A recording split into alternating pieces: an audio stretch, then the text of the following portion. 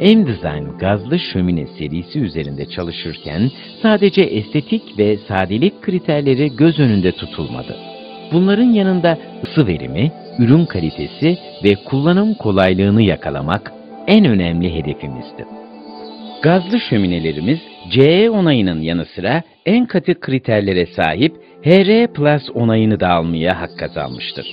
HR Plus onayı alabilmek için verimliliğin minimum %85'i yakalaması ve açığa çıkan karbondioksit ve is oranının mümkün olduğunca düşük değerlerde olması şartları aranmaktadır.